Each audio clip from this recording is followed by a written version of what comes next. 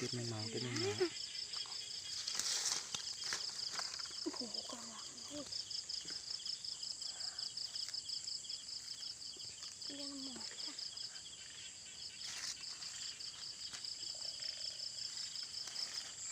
มดเต็มกระโต้บนระบาด ก็พัก โต้ขึ้นมันบอกมันคืนมาเห็นบ่ช่วงใช้มันหมักไผ่ชีนี่นั่นหมักไผ่ชีนี่กระบัง ดอกผาเลย แม่มันหมักไผ่ชีนี่ เนาะนี่ทุกมันก็ปิดเด้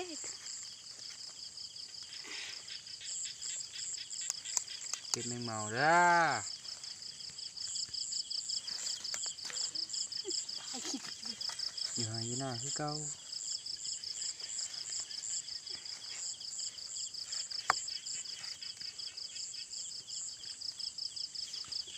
อิสลาม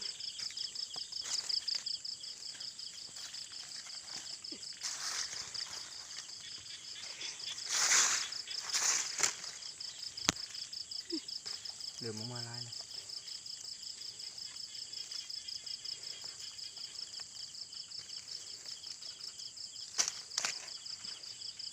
โอ้ย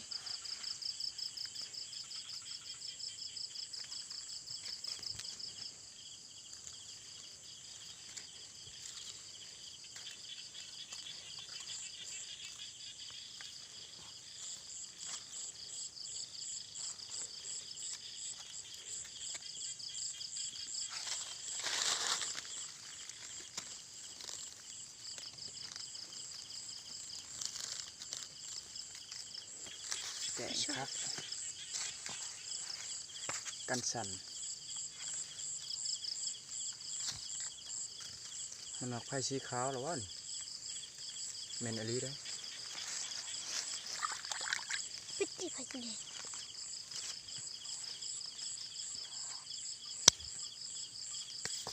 โอ้บอกให้ดีนะดิ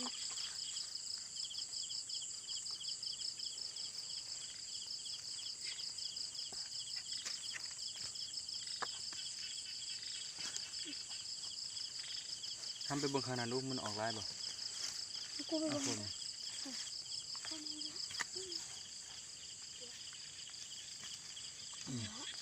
ดิบก็ได้แซ่บดิบก็ได้ มัน มันดี อร่อย มันก็คือปวกกันละ ปวกกินได้ดิ นี่แหละปวก กินได้บ่ปวก แมงเมาก็คือปวกปวกก็คือแมงเมา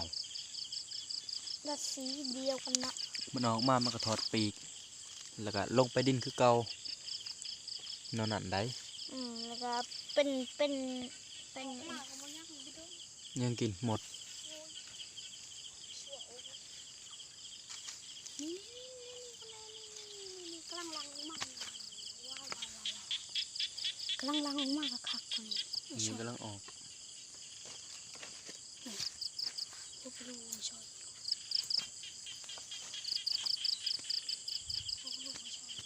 อยู่ให้อยู่หน้าแล้วนี่มันหมักไผ่สีขาว ไม่มีกูเป็น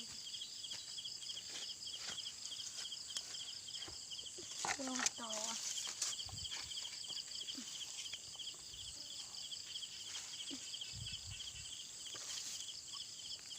แต่มาโอ้ยแข็งแต่มา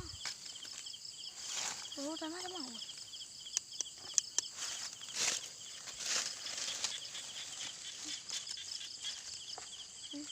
กับโกะบ่แต่มา ใช่กับโกะ ว่ากับโกะ กับโกะจะงูเห่าเลย งูเห่าก็พอบุบับนี่ดิบินอยู่ปีกอยู่ร้านงูเห่าเข่าป้าเป็นไรงูเห่าเว้ย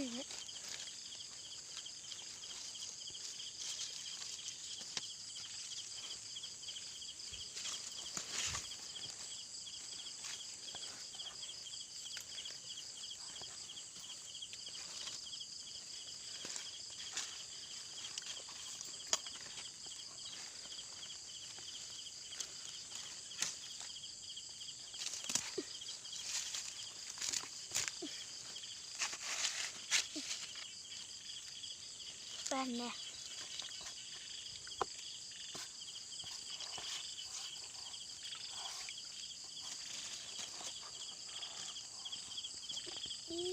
บุ้มถ้ากูจะออกลายแล้วยังโคปะไว้นะ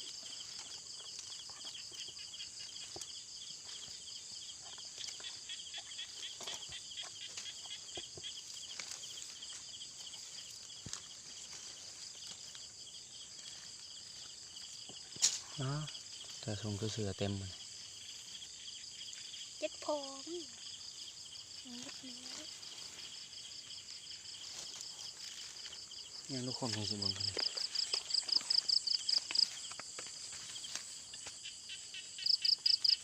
แล้วก็รูมออก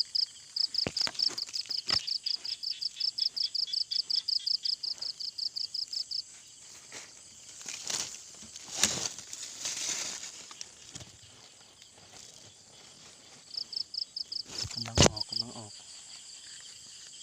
lắm người đẹp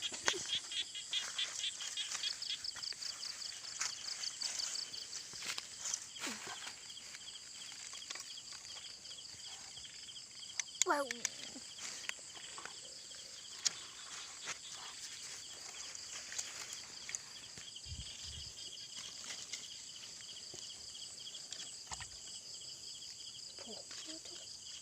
trời, chắc nó bên ô sài nữa.